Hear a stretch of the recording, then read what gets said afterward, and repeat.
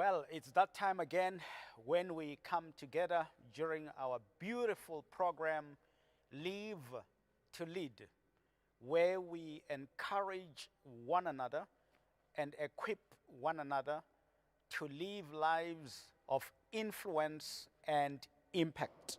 We want to emphasize that as long as you are still alive, you are being given a chance by God to lead. And by leading here, we're not talking about position or title, but we're talking about you influencing your environment, influencing the people that are in your realm, impacting the world, contributing to your generation and even to the generations to come long after you are gone. So welcome to the program once again, Live to Lead. We are broadcasting from our Johannesburg studios of God Never Fails Television. GNF Television is a segment of God Never Fails Revival Church, which has been established by Bishop Endin Tlapot together with his wife, whom today we honor and thank and appreciate and salute for the work that he is doing across the globe through his ministry, but also through the television. So we are excited today to once again be talking on matters of leadership. And today we talk on the topic, the Leaders Rhetoric. The Leaders Rhetoric. You will learn a little more about what this word means. But first of all, let us look into the book of Proverbs, chapter 25, verse 11.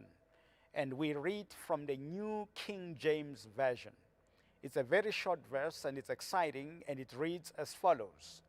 A word fitly spoken is like apples of gold in settings of silver. A word fitly spoken is like apples of gold in settings of silver. I have specifically chosen this verse because it illustrates the power of rhetoric.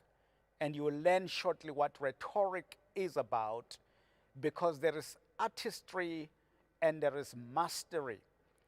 Now, King Solomon says a word fitly or neatly or beautifully or eloquently spoken or presented is like apples of gold. In other words, it's like golden apples in settings of silver. It's like in pictures of silver, or it's like golden apples presented on a silver platter. So I want you to imagine that, because that's really what we're going to be talking about. And I want you to be consumed by that. Let your mind focus on that statement. A word that is fitly spoken, that is neatly presented, that is eloquently articulated. It's like golden apples presented to you on a silver platter. Let me then make a very important statement about us human beings. And that is, humans are linguistic beings. In other words, by design and by creation, as human beings, we are linguistic beings, which means that human beings approach their existential reality most meaningfully through the impact of word occurrence. Let's try and explain that. Human beings are linguistic beings. And because we are linguistic beings, we tend to approach our existential reality most meaningfully through the impact of word occurrence. In other words, where there are human beings, Human beings relate to one another and they enjoy their existence here on earth through the impact of word occurrence. In other words, where there are human beings, there must be the occurrence of the word or of a word. So there's something called word occurrence, which means words must occur. But we approach our existential reality through the impact of that word occurrence. This is very crucial. Let me say it again. Where there are human beings enjoy their existence in this earth with one another based on the occurrence of words. That's how we communicate, that's how we interact, that's how we can get along, that's how we can do things together.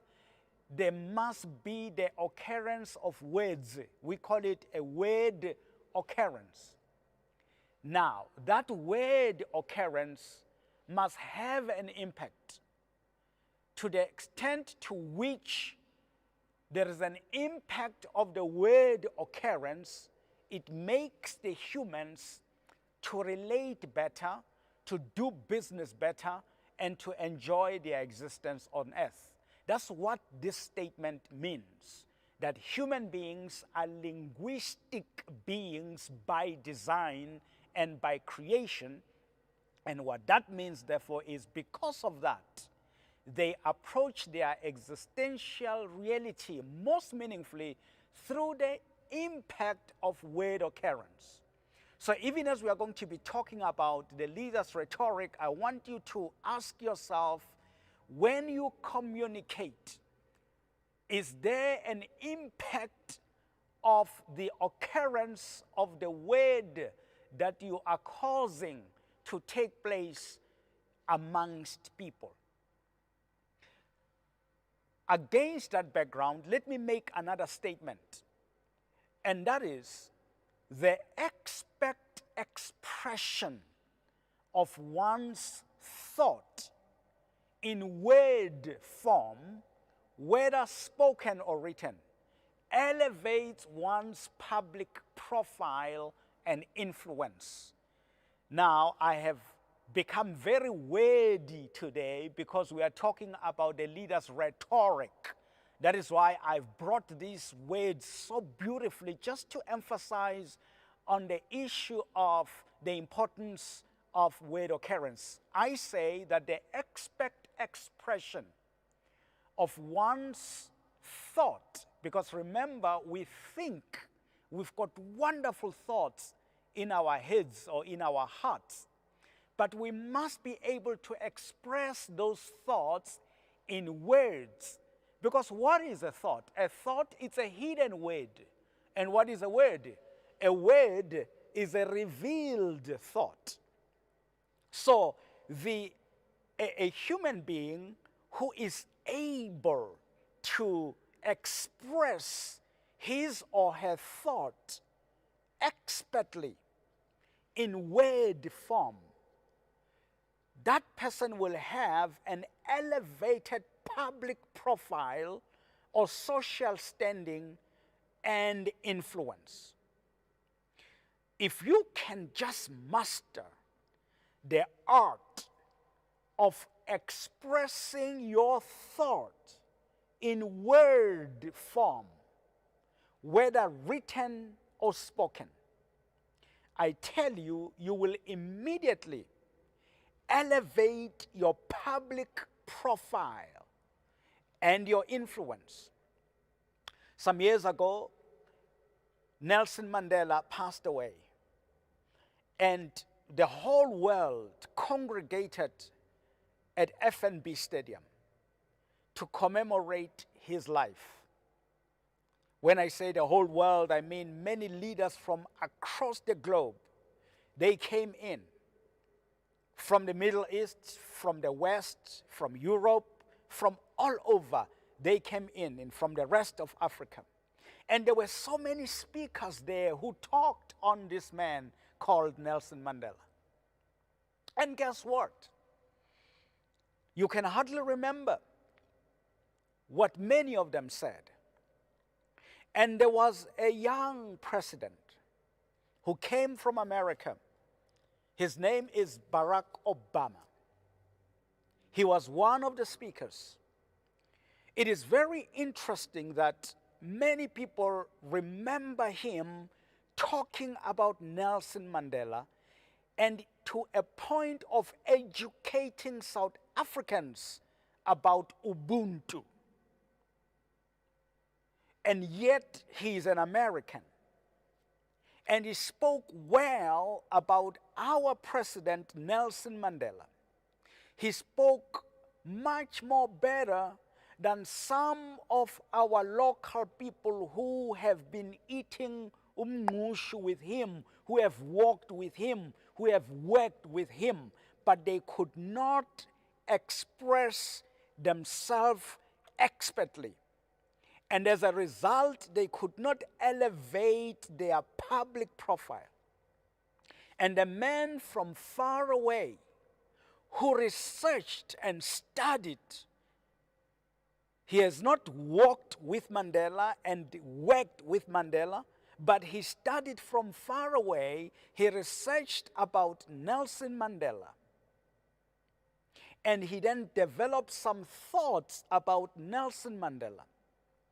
But because he had an art of expressing his thoughts about Nelson Mandela in an expert way, in word form, he was able to shake the whole stadium when he was speaking. Where did that power come from? It is the power of rhetoric, the ability to eloquently articulate your thoughts, express your thoughts about something in word form. And I want to also suggest that when words are well crafted and eloquently and expertly presented, they become mind expanding insights. Let me say that again. When you are able to expertly and artistically construct words and articulate them properly, when they land in the mind of somebody, they become insights that are able to expand the person's mind. That is why I say they become mind-expanding insights. Just words. Words that are expertly and meticulously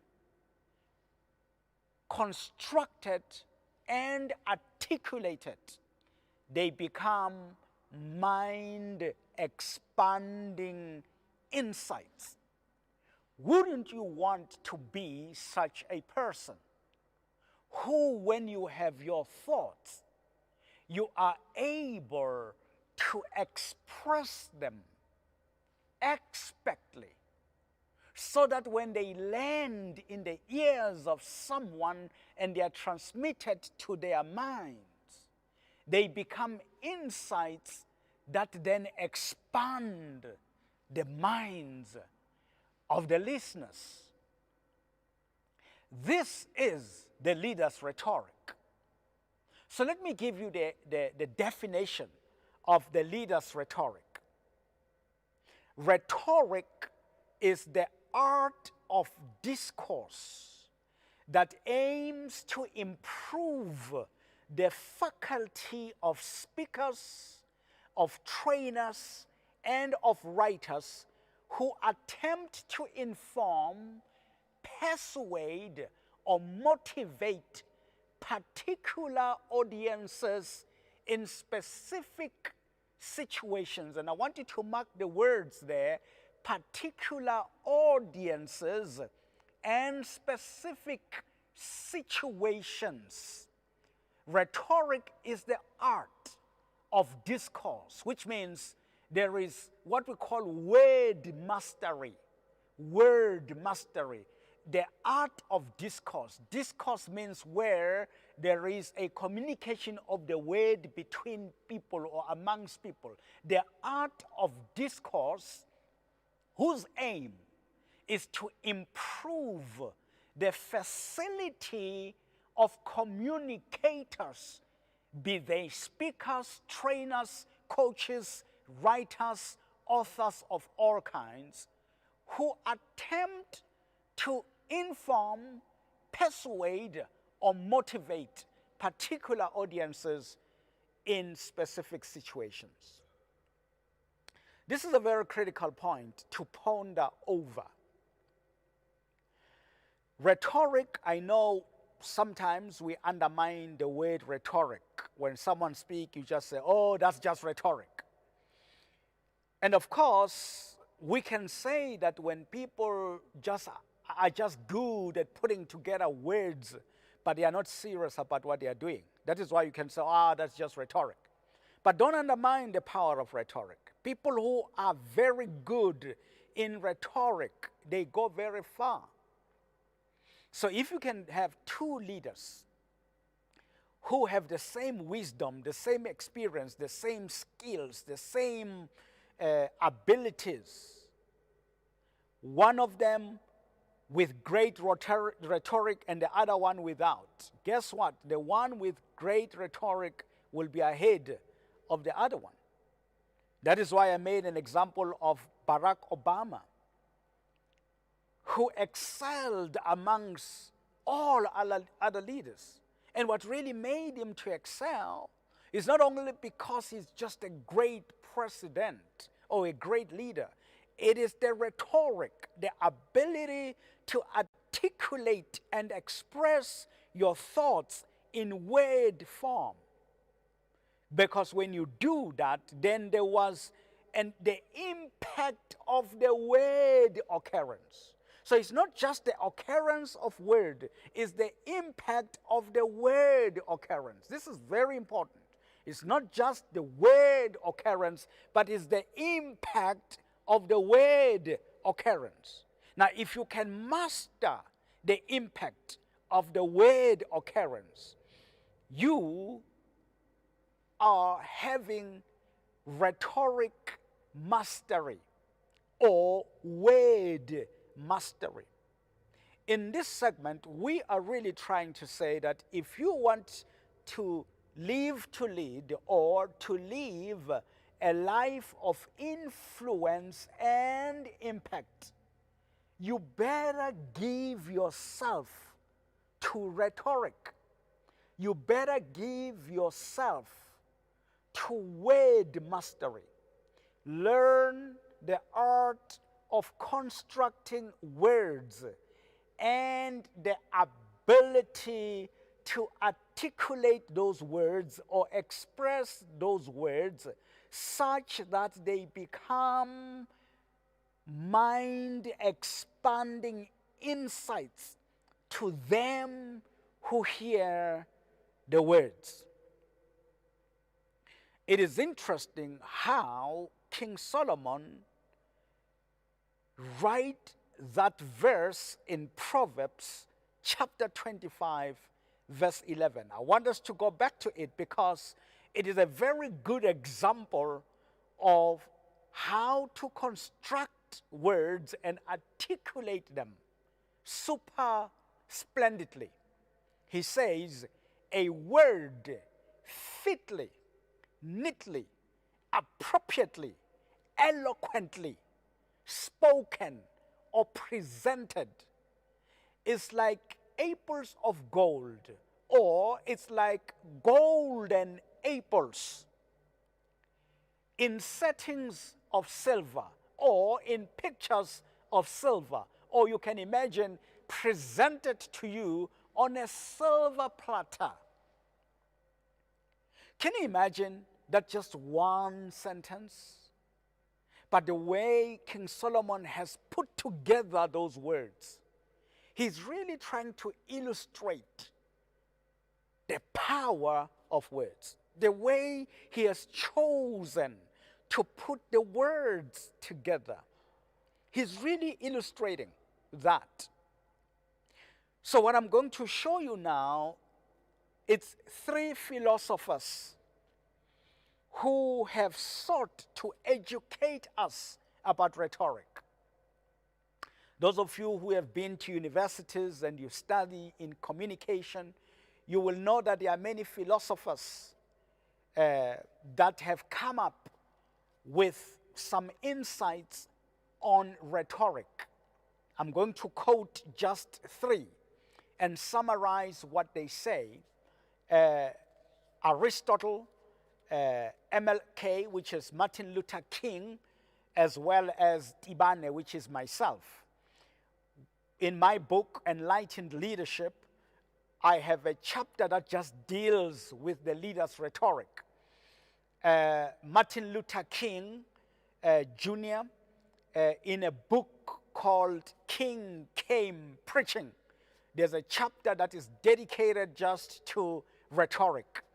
And Aristotle has got almost 400 pages of rhetoric. So I just want to summarize what these three people are saying about rhetoric, and you can also go and read a lot about others. So let's start with Aristotle rhetoric. What we mean there is that rhetoric according to Aristotle. Then we are also going to look at rhetoric according to Martin Luther King Jr., and then rhetoric according to Tibane.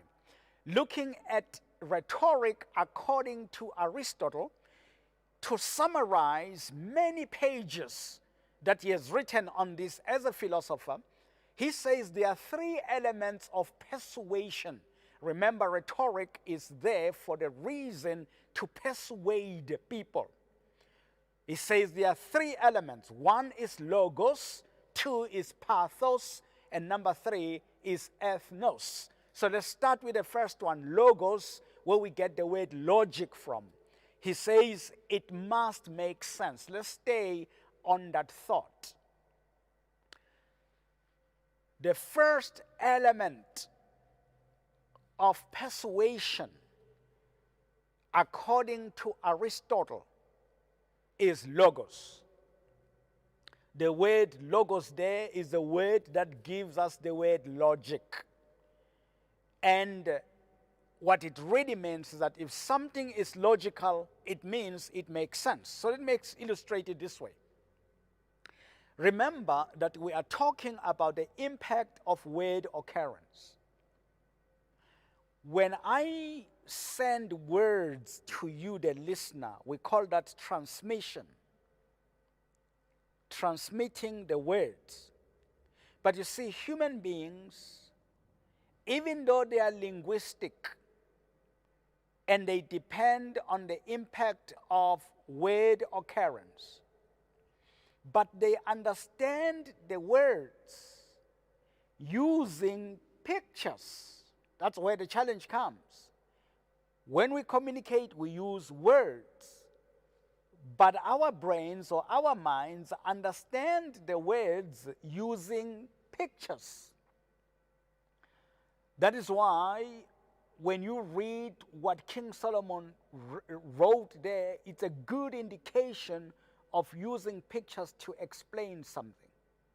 So when we talk about logos as a first element of persuasion, meaning that there must be logic, meaning that it must make sense, it means that me, the communicator of the words, when I send the words to you, I must do it in such a way that I help you to see what I'm talking about, even though you are hearing what I'm saying, but I must also help you to see it in your mind. So let's say, for example, that the subject I'm talking about is the elephant. Let's say the title of the subject is the elephant. Logos means that when I send the words, I, the communicator, must know that words are like pieces in a jigsaw puzzle, which when these words are put together, they are complete. These pieces, they form an elephant. So after I shall have sent all these words to you, at the end of it, you must see a full picture of the elephant. But I can't throw the whole elephant to you at once. I can only throw pieces of the jigsaw puzzle that is forming the elephant. I can't throw the whole picture. I can only throw pieces of this jigsaw puzzle. So logos or logic means that I must throw these pieces in a logical manner. So for example, if it is an elephant, it means that if the first piece that I'm throwing to you comes from the head, that's the first piece, the first word. The second word that I throw to you must not come from the foot. It must not come from the stomach. I must throw them in such a way that I understand that as you receive the pieces, you are trying to put them together so that you understand what I'm talking about. So I can make it a bit easier for you. The first piece is from here, the second piece is from here, the third piece is from there, the next one is from there, the next one is from there. As I throw them to you, I'm doing that in a logical manner. It becomes easier. Then you can see the next piece, you connect it to the other one you connect, you can say, wow, this looks like a head of something, of some animal. Wow, I wonder what animal it is. As I come to the nose, as I come to the mouth, as I come to the ears, slowly you begin to see, wow, this guy is taking me somewhere. He is communicating an elephant. You may not be that much sure yet, but as I go to the shoulders, as I go to the arms, as I do that, slowly you are beginning to see the full picture. Logos or logic means my throwing of the words to you. They must come in a logical manner. We don't have enough time to deal with this, but in full sessions, we then show you that that is why people would say point number 1, point number 2, or A, B, C. In other words, when I throw the first point, before I finish about the first point, it must already be preparing you for the next point. And when I go to point number 2, as I throw point number 2, it must start by revising point number 1. And when I finish point number 2, it must already be preparing you for point number 3. That's what we mean by logic. Then the second element of persuasion, according to Aristotle's rhetoric, is pathos. The word pathos there means emotion. In other words, these words that we are communicating, they must appeal to people's feelings. They must appeal to people's emotions. That's what pathos means. In other words, if you can't touch people's hearts, if you can't touch people's emotions, they shall have not heard you. It must appeal to their emotions as well. Logic appeals to the head, to the intellect. But pathos has to do with emotions. So for example, if you are a salesperson and you are marketing or selling a vacuum cleaner, for example, you can start with logical things and explaining to the person you are demonstrating this thing. Show them, demonstrate. You can see it is sucking out the dust. Look at how much dust dust this vacuum cleaner has sucked out of the room. That's logical. It makes sense. But before the person can buy, if you are demonstrating this to a lady, the mother, you can actually then begin to deal with pathos, to touch on the feelings. And then you say to the mother, if you have a child who have got asthma, your child from now on will sleep well because there will be no more dust in the atmosphere. What is that? Pathos. It must appeal to the emotions. Yes, it can be as logical as possible, but it must also be something that is able to touch the emotions. Number 3, it's ethnos. The word ethnos is a word that gives us the word ethic. Now, ethic here has nothing to do with heaven or hell, but it has to do with the character of the word, the character of the message. Does the message have character? In other words, is it believable? Is it believable? This is a very important thing, because something can be very logical and something can also be touching people's emotions. But is there believability in it? Can we trust this word? Can we depend on what you have said? So when we then communicate properly, according to Aristotle, first of all, it's got to be logical. But secondly, it must be able to touch the emotions. And thirdly, it must be believable. There's got to be believability, which therefore means that even right now, as I am communicating to you, the believability element here is that, first of all, I quoted someone who is extremely good at communicating, and that is King Solomon. He has written so many proverbs. He is a well-known person in his ability to communicate. And the verse that I chose to discuss today, it is actually a verse that is relevant to what we are talking about right now. So my material then is believable. But I also then went on to quote a philosopher who is known by many people, and he has done lots of research and lots of writing on rhetoric. So I'm not just thumb-sucking, getting something from the air. I'm quoting credible people such as Aristotle. And that makes this element of ethnos to become a reality. So I'm hoping that you yourself, as you are beholding this thing, you are beginning to have an understanding that rhetoric is critical. It is an art. You need to have word mastery. So that was Aristotle. Now let's go to the next one. We'll be very quick here because it is all the same, except that they are just different approaches. MLK, Martin Luther King Jr., also had an approach to rhetoric, which is called, he says there are 3 elements of a solid sermon. As you know, he was a man of God and he was a preacher. And this is written in his book called King Came Preaching. Now, the 3 elements of a solid sermon, he says, number 1, it proves an appeal to the intellect. Number 2, it paints an appeal to the imagination. Number 3, it persuades an appeal to the heart.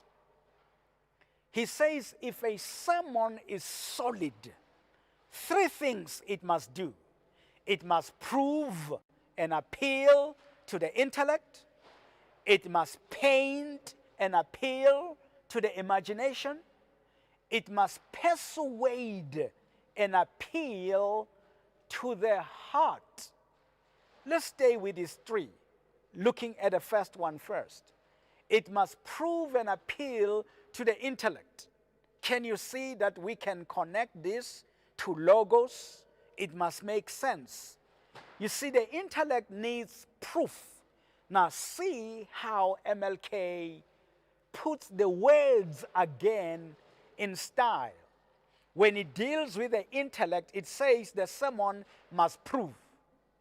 It must prove an appeal to the intellect. Why? The mind needs proof. But then it says it must paint an appeal to the imagination.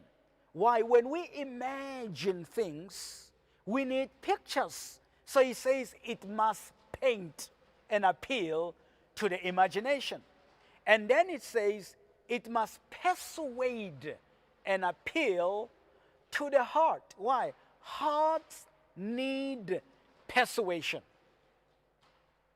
I'm hoping that this thing makes sense to you. We are talking rhetoric. And I've chosen material that are going to make sure that this thing is believable to you.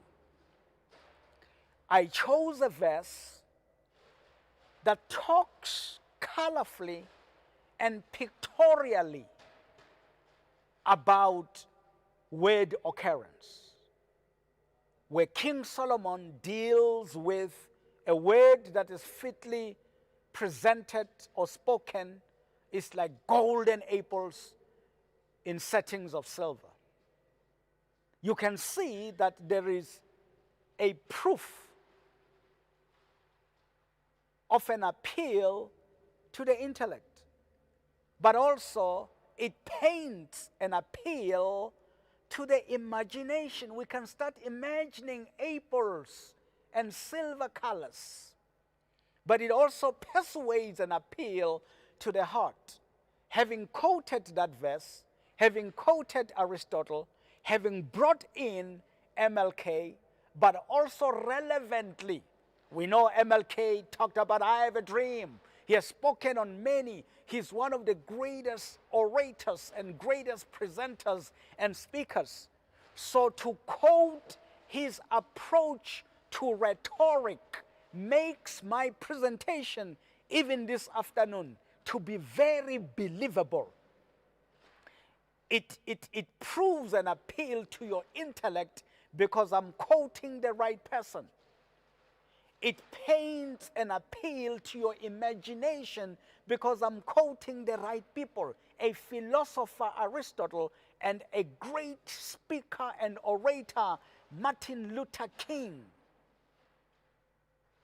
And it also persuades an appeal to the heart. Your heart right now must be really persuaded about the importance of rhetoric because of the way I have put together King Solomon together with Aristotle and with Martin Luther King Jr. and of course with your coach John Tibane as we go to the third one, which is the Tibane Rhetoric. And Tibane Rhetoric states that there are three things to do with a message. Aristotle says there are three elements of persuasion because rhetoric or word occurrence is there to persuade people. MLK says there are three elements of a solid sermon because he was a preacher, so his rhetoric was in the context of a sermon. And I am saying there are three things you must do with your message. And what are those three things? You must sanitize your message, you must simplify your message, and you must sell your message. Let's go through each of these quickly. Number one, you sanitize your message for compatibility. What is that? A message is like water. And you know that the word sanitize comes from the word sanitation. So when you've got water in your sewerage system, when it is drained, it is taken to some water management plant, a sewerage plant, where it becomes sanitized. Now, to sanitize there means, in simple terms, to remove impurities, to remove things that are impure from something. That's what we mean to sanitize, to remove dirt, to remove impurities. So that this water, by the way, can end up back to the river and end up being drinkable again. The very water that was once dirty, when it is properly treated and we have removed everything that is impurities, it can still be used again. What does that mean? Listen very carefully. Your message, let me put it this way. The very dirty water, do you know that that dirty water is good for irrigating the garden? So your cabbages and your spinach will be very happy if you water the soil with that unsanitized water, dirty water. Very good for cabbages. But that water ain't good enough for drinking. So if you want it now to be okay for drinking, you need to remove the impurities. What that means is when you have a message that could be very good for adults, the same message, before you can take it to communicate it to children, you may have to remove certain things that may be dangerous to children. And yet you didn't remove anything when you were giving it to adults. But because there are certain things that may be okay for adults but not okay for children, those things you must remove them. So you need to be very careful about your message. There can be a message that is good for the boardroom setting when you are seated with the top executives of your company communicating the message. And you have agreed that this is a message that must go to the rest of the employees. But when you go now to the podium to address the employees, guess what? There may be certain things that you are removing. You are not really necessarily diluting the truth of the message, but you are removing, whether it's examples or anecdotes or certain things that certain words that you have used in the boardroom, and they were okay, but they may not be okay in the stadium. They may not be okay in the staff room. They may not be okay when you're communicating to everybody. So what do you do with that message? You sanitize the message. I hope every speaker is listening, or they can capture this very well. You can go read some books to prepare for your speech. The fact that you got something that was written in a book, it doesn't mean that you must take it as it is and go communicate it to your audience when you are speaking. You need to know who is in the audience. You need to know their attitudes. You need to know what they have heard before. You need to know what is a sensitive matter during this time. There are certain words which could have been okay 3 months ago.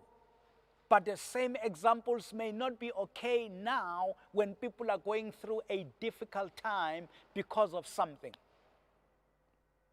There may be words that were okay before George Floyd was killed. But when the world is struggling with racism right now, certain examples may not be appropriate at that particular time.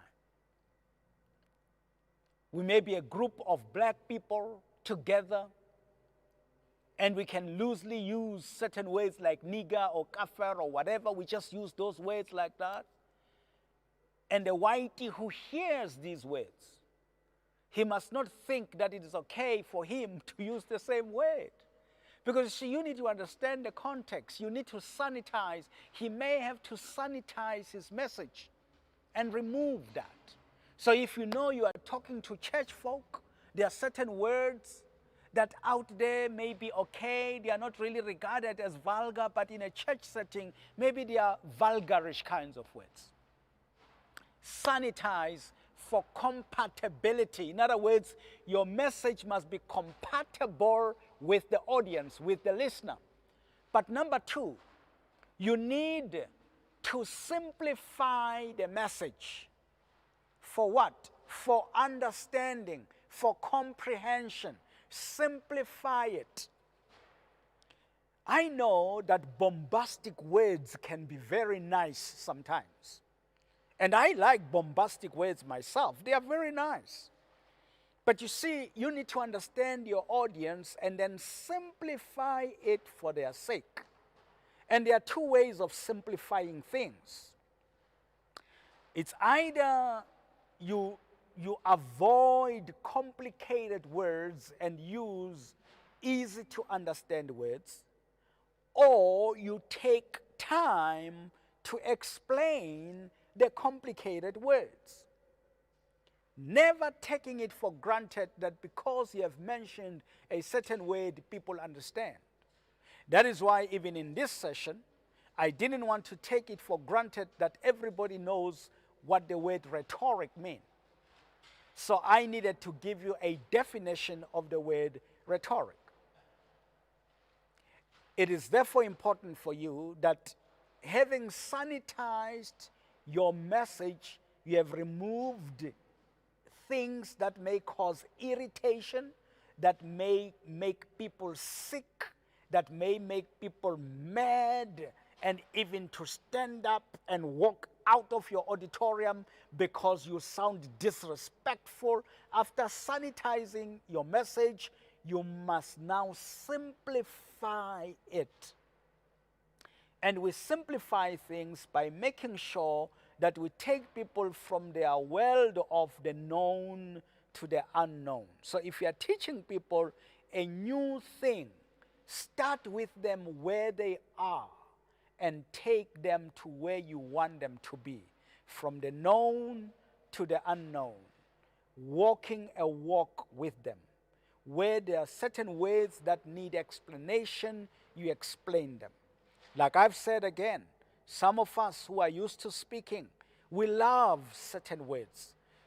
We can be using words like propensity and proclivity, but those are wonderful words and people may not understand.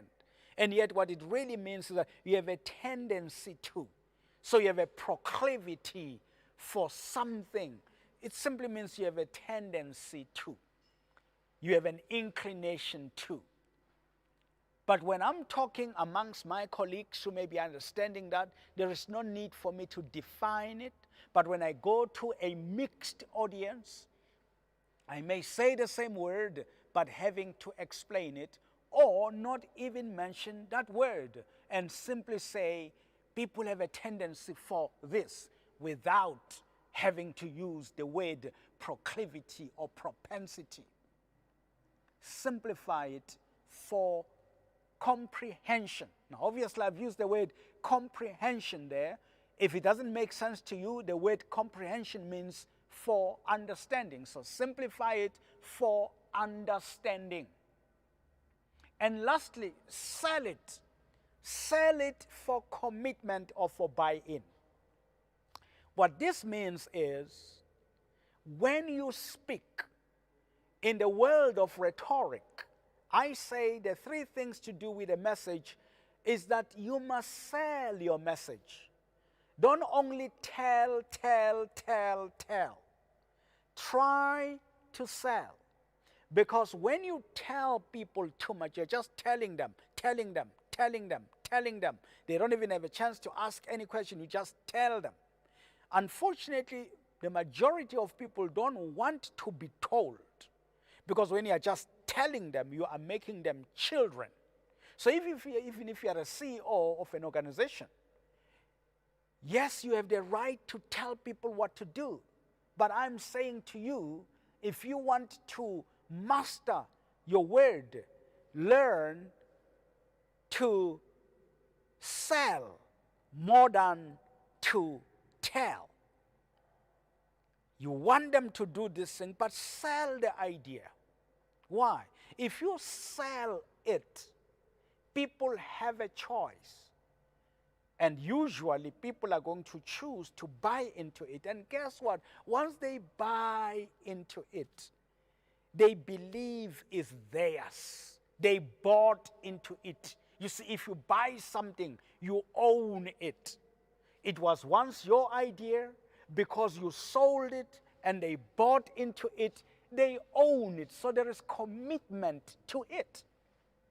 So it is more powerful to sell your message rather than to tell your message. When you tell people, people become defensive. They don't want to be made to feel like they know nothing because you are telling them. But if you are selling the idea, it's almost like you're saying, hey guys, I've got this idea. What are you thinking about it? And because they are making some contribution to it, they think they also came with that idea, is theirs as well. Even when you are far away in another country as a CEO gone to do some business somewhere, even in your absence, because they own the message, they own the instructions. They don't need you to be there for them to be committed. It is their own message. That is why this is very critical when we coach CEOs and MDs of companies and HODs, etc. When it comes to setting targets for organizations, leaders of organizations must make sure that they are not just setting targets that must be achieved and impose them on the employees. You know, we are in the boardroom here as executives. We set the targets. We must make so much in the next month. We must get so many customers. We must sell so much. And then we come and impose those targets to the people. They are going to reject them. What you do, even though you've got an idea, you have come up with these ideas and you have thought about it, when you go to the staff, the people who are going to implement the targets, you must now involve them so that they feel like they participated in setting the targets. So when you sell the idea and say, how about if we commit ourselves to reaching out to so many people in the next month? What are your thoughts? You are selling the idea. You have already come up with it anyway, but you're selling the idea. And when you sell it, because they participated in it, they buy into it. They become committed to it. In fact, you may just be surprised where they will say, wait a minute, the target that you are suggesting is too small. Why don't we double that? Why don't we double that? Why? People have got their own egos. They have their own egos and their pride. So as a speaker, you need to understand the context of your people and sell the idea, sell your message. So let us summarize as we close. Rhetoric is really the art of discourse that aims to improve the faculty of speakers, trainers, and writers who attempt to inform, persuade, or motivate particular audiences. That's all you need to know the context. In specific situations, you need to understand who you are talking to. There are many scholars and academics and teachers who have come up with some suggestions on rhetoric. I have chosen 3, Aristotle, MLK, and myself, to help you understand our discourse today. Aristotle says there are 3 elements of persuasion. It's logos, pathos, and ethnos. MLK says there are 3 elements of a solid sermon. The sermon must prove and appeal to the intellect. The sermon must paint and appeal to the imagination. The sermon must persuade and appeal to the heart. And I say that there are 3 things that you must do with your message. Number 1, you must sanitize it for compatibility. Number 2, you must simplify it for comprehension. And number 3, you must sell it for commitment or for a buy-in. All this being inspired by King Solomon's utterances in Proverbs chapter 25, verse 11, that a word fitly spoken is like apples of gold in settings of silver.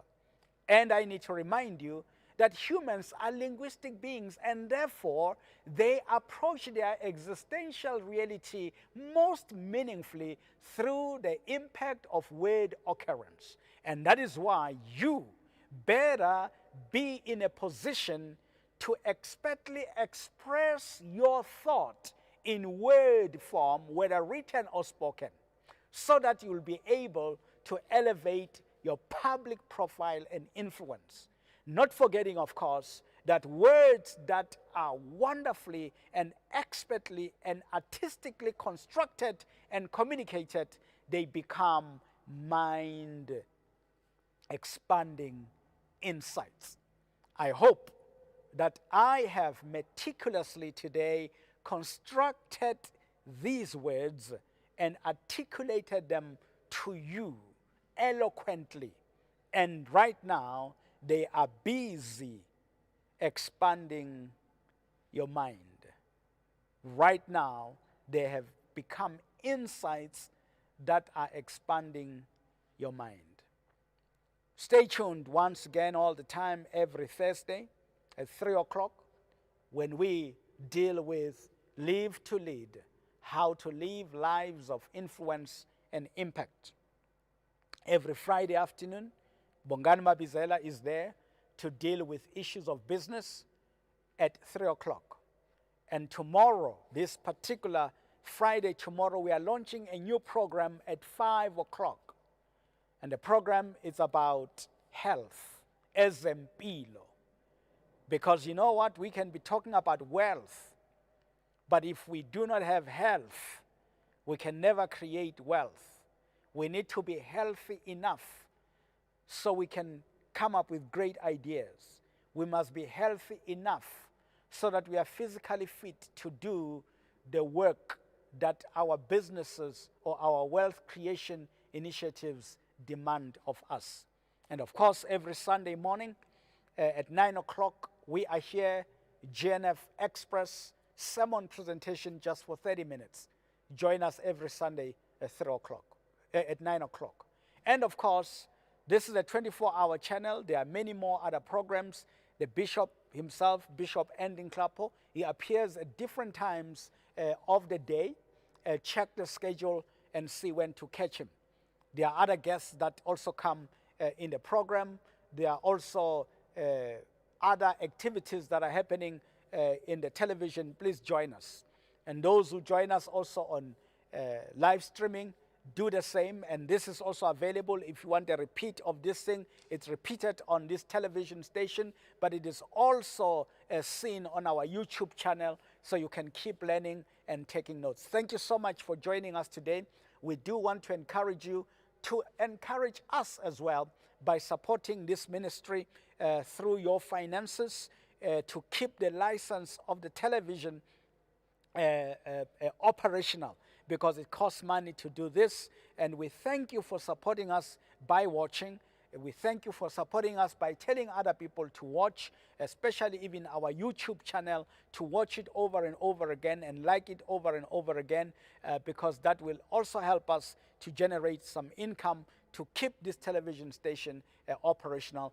But your finances are highly needed. And then on the screen, there are announcements about where you can throw in your money to support this ministry.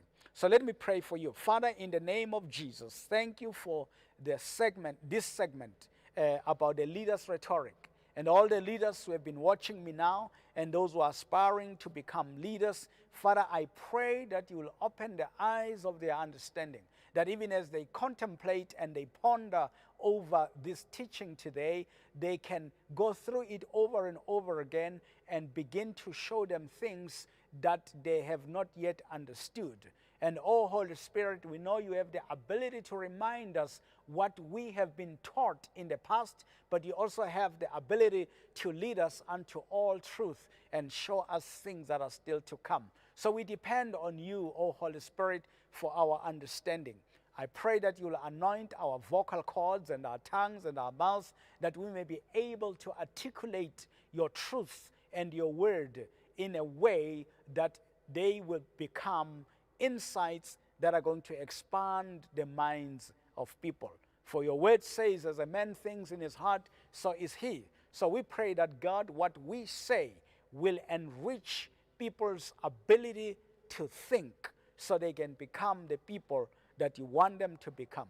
In Jesus' name, amen and amen. See you next time, and God bless you as you practice on how to articulate your word expertly. God bless you.